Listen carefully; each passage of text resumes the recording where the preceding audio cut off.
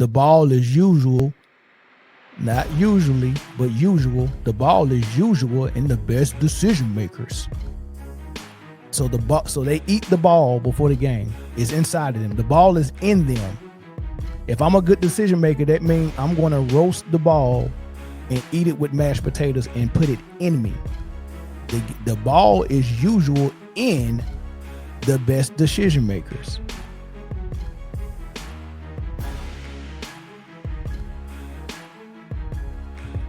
LeBron is the best decision maker, but he leads the entire universe, the entire galaxy, not just Earth, all the planets, in all-time turnovers. I'm going to say that again. LeBron is so great at decision making that not only did he lead the NBA, he leads America, Earth, and the galaxy in turnovers all time. There's no alien, there's no demon, there's no kid, there's no female, there's no amateur, there's no bakery that has more turnovers than LeBron James. I say it again. There's no alien, there's no female, there's no planet, there's no basketball player, there's no quarterback, there's no bakery that has more turnovers than LeBron James.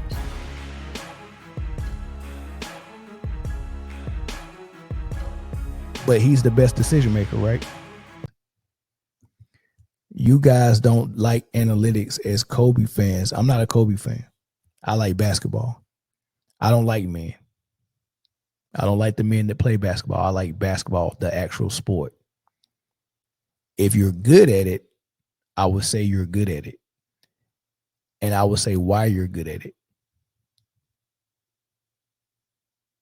That's as far as I go. I don't have emotional attachments to the men that play the game. I like the game. My emotional attachment is to the game. You know, I remove myself from being a man fan. I leave that all to y'all. All of y'all who's in the comment section and getting triggered because I'm saying something about your favorite player and you feeling it deep down in your panties. That tingling feeling that's pissed, let it go. That little feeling you feel when I say something about LeBron, that little tingle, put a pamper on. You won't have to leave the live to go use it, but just let it go in the pamper. But I know y'all feel it deep down in your panties. But yeah, I don't do that. Kobe fans, cause they say he wasn't that good. Kobe never led the league in any major analytical stat. What? Don't he got scoring titles? Ain't scoring the most important stat in basketball? The team with the most points at the end of the game wins 100% of the time, not 99, not 99.5, not 95, not 75, not half the time. The team with the most points at the end of the game wins 100% of the game or 100% of the time. So that makes scoring points the most important thing about basketball. Putting the ball in the hole, scoring the basket. And nobody did that better than Kobe and Michael Jordan and Wilt and Kareem for big men. And you can throw Hakeem in there. Hakeem, Wilt, Kareem for post players. And Duncan was a great post player too, so throw Duncan in there too. They were the best in the paint. And on the perimeter, Kobe, Mike, nobody done it better. And that's the most important part about basketball. Guess what the second most important thing about basketball is? preventing the other team from scoring. So scoring and stopping the other team from scoring. So scoring and defending is number 1 and 2 most important thing about basketball. And guess what teams construct their franchises around? A scorer. If you want to win a championship, the first thing you got to get is a dominant scorer. Whether it's a post player or a perimeter player. No one said, let me go and build my team around a guy who wants 10 assists a game and wants to pass up the last shot, even though he's getting paid the most money to be the team guy and be the team leader and be the savior for this ball club. Let's give $50 million to a guy who is looking for Danny Green for the game-winning shot. No, they're looking for dominant scorers like Kobe and Mike. Because you can always find a pure point guard to help run an offense that's going to be thinking about getting his team set up. In the triangle offense, you didn't need a John Stockton that had the ball 18 seconds out of the shot clock, or Luka or LeBron or James Harden or Westbrook that got the ball all damn night. The ball move in the triangle. The offense help us get team assists. We're not concerned about a one player assist. And somebody said, what about Magic? When Magic was leading his team as a point guard, the number 1 dominant scorer on that team was Kareem. So that team too was built around a dominant scorer. And if Kareem wasn't there, then Magic would have played like a dominant scorer instead of an assist guy. So when you got a dominant scorer and you got a pure point guard or a person to run the offense, it's best if they're not the same guy.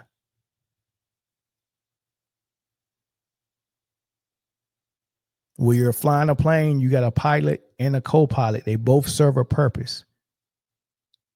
If the pilot gets sick, the co-pilot can take over and drive. You got a backup plan right there, a pilot and a co-pilot. What LeBron and Luka and Harden did is said, hey, how about this great idea? Let me be the pilot and the co-pilot. Let's get rid of the co-pilot. Let me do both. I'm the pilot and the co-pilot. That's what you telling your team when you say, let me be the point guard and the primary scorer. Let me get all the assists and the points. What we've seen in history is always best to have it be one or the other. Your best player can be your dominant scorer, and your second best player can be the person running the offense, Stockton and Malone, Magic and Kareem. Why would I set up an offense where one guy's doing both of those things if he's not stat padding? Like some people think stat padding is, oh man, we winning by 20 points. I need 2 rebounds to get a triple double. I'm gonna stay in the game. That's one way to stat pad, but it is also a way to design stat padding in your offense. And when you get your best player and say, I want you to be the guy to take 25 shots a game, but I also want you to be the guy to run the offense, be the distribution for the offense, set everybody up, get all the assists, bring the ball up. Like how are you the quarterback and the receiver? Like the best scorers, the plays usually finish with them. But if you're the primary scorer and you also the point guard, then the play is not only finishing with you, it's also starting with you. So you're starting the play and you're making the decision if you want to pass it or you want to finish the play. Like you're setting your own self up and then setting everybody else up, and then everybody else is just standing around. Like you're in a parking lot with 4 phone booths in it, and you got the entire parking lot that you can roam and find out where you want to shoot from, but your teammates are inside of phone booths restricted, and you're telling them you can only score from these phone books from these phone booths. You know how hard that is on your teammates when they have to play that way? It feels easy because all they got to do is stand there and set screens, and that one guy's doing everything, running around like a chicken with his head cut off, and everybody else is all I gotta do is catch and shoot. It feels easy, but if it feels easy, it's probably not good. It ain't supposed to be easy like that. Oh man, they make the game so easy. I hate when I hear people say that. Oh man, he just makes the game so easy. Why are the games supposed to be easy for somebody that's trying to win a championship? That supposed to be hard. If it ain't rough, it ain't right. Why is the game supposed to be easy? That's a compliment. Oh, he makes it so easy. All we got to do is just stand here. That's the dumbest shit I ever seen. That's the dumbest shit I ever seen. The ball is usual, not usually, but usual. The ball is usual in the best decision makers. So they eat the ball before the game. It's inside of them. The ball is in them. If I'm a good decision maker, that means I'm going to roast the ball and eat it with mashed potatoes and put it in me.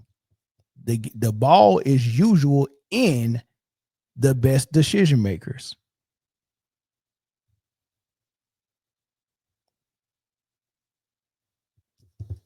LeBron is the best decision maker, but he leads the entire universe,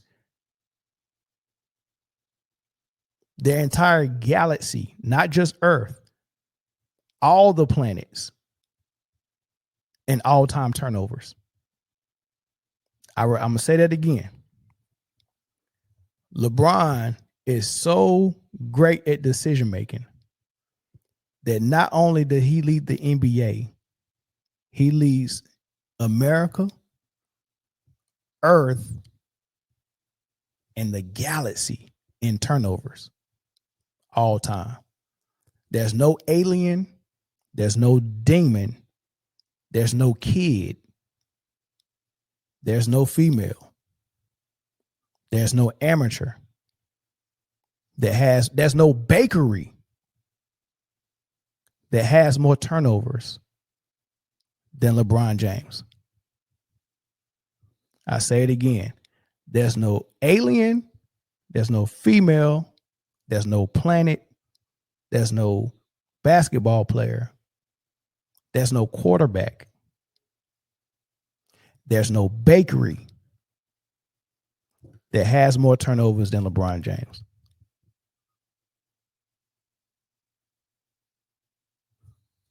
But he's the best decision maker, right? How about somebody who's been playing point guard their whole life? Like Mo Williams, like D Rose, like Mario Chalmers, like Norris Cole, like those type of guys who actually played point guard their entire life. How come the ball ain't in their hands? That's not even real. Like, I don't care if you think LeBron is the best decision maker and he wants to be the point guard, well, let it be the point guard. If you're listening to what I'm saying is it's not smart basketball to do both primarily.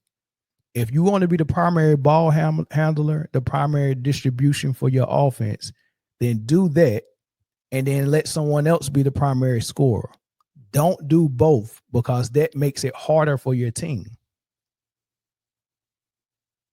That's a flawed offense. That's why he's 4-6 in the finals. If he ran a better offense, he wouldn't be 4-6. Trust me. But in order to run a better offense, he's gotta upgrade his skill set. Because that offense that he runs is perfect for his skill set of high screen and roll, run full speed at the rim, and jump really high and get a dunk or a layup. Or if I can't get downhill on that screen, I can just step back and shoot the three. That whole mid-range space and that whole post game is just not utilized. So in order for him to run a real offense, he's got to get better in the post. He's got to get better off the ball, moving off the ball, and that mid-range stop and pop, utilizing one or two dribble pull-ups. That's the skill set he's going to have to pick up. So instead of him getting better, like I said, Kobe Bryant was someone who was looking at the details on how to get better and upgrade his game. And LeBron was like, nigga, I just want the stats. How do I get these stats? Because if I get these stats, you ain't gonna be able to say nothing to me. If I get Kareem's record, it's a wrap. What you gonna tell me? Because I can spin that in the media. I can spin that narrative. I got Kareem's record. I'm the number one guy. Oh, I wasn't even trying to get that. I'm a pass first guy. Like all these narratives that sound cute, that ain't true.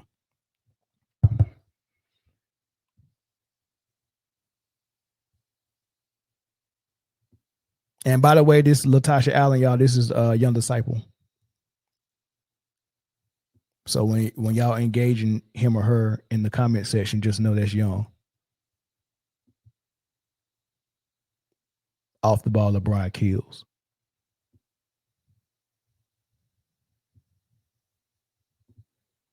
Mel, you just hate his style of play. You do Westbrook, Joker, Hart, and Luka the same way. But I'm explaining to you why it's flawed. I'm explaining to you, right? That style of play gets you a lot of assists and a lot of points. And people are using those assists and like, look at it. Luka is the preseason MVP favorite every year for the last 4 or 5 years because he plays that play style. Everyone knows he's going to rack up on points, rebounds, and assists. So the play style is a stat pattern play style. And it's a hub for stats and a hub for MVP votes, right? So Luka always is the preseason favorite for MVP, but he never gets it because the team never performs well enough for him to be in heavy consideration. But he's always the favorite before the season starts. Harden was in the MVP discussion in Houston like 3-4 years in a row. He won it 1 year because of that play style. Points, rebounds, and assists. Mind you, notice all these dudes that played that play style would rest on defense because they was doing so much on offense. They would rest on defense, and they were all considered bad defenders. But what it is, they have a free pass not to play defense because he's doing so much on offense. Let him rest on defense. So they always put Luka, Harden, and Westbrook on the worst offensive players so they can just relax and chill. And then guess what happens when you don't have to really guard nobody? Those long rebounds, you able to just run down and grab them. So that's why they always was up in the 8s, 7s, 8s, 9s, and sometimes 10 rebound as wing players because they wasn't defending. If I shoot a three-pointer, the guy that's guarding me and contesting my shot at the three-point line is the least likely guy to get the rebound. So you can X him out. If I'm here contesting a three-point shot, I'm not going to have time to contest, come down, turn, go get the rebound. It's going to be more feasible someone else to get it. So one guy is already out of the question. The first pass, whoever the first pass is from where the ball is at, probably got their back turned to rim and stuff like that. He still got to box out that guy so his guy don't crash from the three-point line to get the rebound. He probably not going to get it. So the closest person to the paint, which is probably a big man, and the low man on the perimeter, which is the guy who's usually guarding the guy that's standing in the corner, because almost every offense in the NBA has got 4 guys around the perimeter at least. And to get that spacing that they want, they have a guy in the corner. Sometimes they got 2 guys in the corner on each corner. But we're going to put a bad defender on that corner guy because he ain't moving. He ain't going nowhere. He got to stay there so the floor is space. So he's just there. And when the shot goes up, he's not crashing the glass because they want him to get back and stop the fast break. So when the shot goes up, that guy guarding the corner board, all he got to do is take 2 steps. Rebound is right there. So the guys, these guys that you named, Luka, Harden, Joker, and Westbrook, notice they always almost average the triple-double playing that play style. The play style is perfect for stat padding. It's perfect for triple-doubles, and it's perfect for MVPs. Luka, they want him to get an MVP. Harden got 1. Joker got 3. Westbrook got 1. It's an MVP. It's an MVP stat play style. And I like winning basketball, so I don't understand why you got a problem with me not liking that.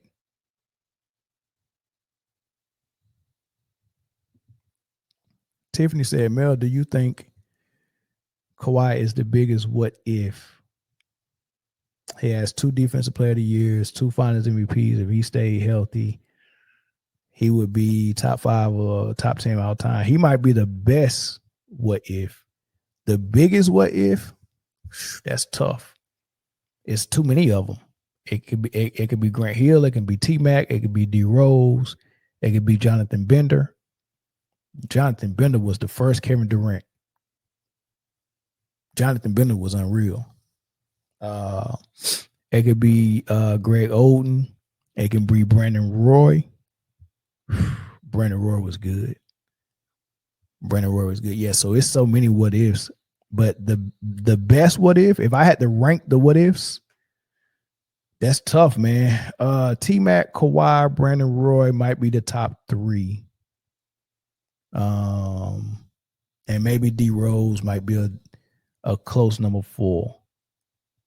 And if I had to round it off with 5, I'm sorry. I know a lot of people think Grant Hill is all that, but I'm taking Jonathan Bender over Grant Hill. So my top 5 what ifs: Kawhi, Jonathan Bender, D Rose, Brandon Roy, and T-Mac. And then Penny. Sheesh. Penny Hardaway too. I forgot about Penny. Yeah, man. Yeah. Somebody just became a member. I appreciate that, brother. Jamil Morton. Jamil Morton. Thanks for becoming a member, brother. I do members only shows every now and then. I try to do it like once a month. So I got another one coming up pretty soon just for the members. So y'all should get some content soon, man. So I appreciate y'all for joining and being members. But all right, y'all, I'm gonna end this one, man. Full panel Friday this week. In a couple of days, y'all, we will be finishing our rankings and our GOAT criteria. So that should be a lot of fun, man. I appreciate y'all for staying up late with me. We'll do this again. Len Bias, yeah, Jeff. Yeah, for sure. Len Bias, Reggie Lewis as well. Man, yeah, those boys was bad. Yeah, Len Bias might be the best what if, man. Yeah, he might be he might be like that. All right, man. Appreciate everybody on the stream, man. I'll catch you on the next one. Peace.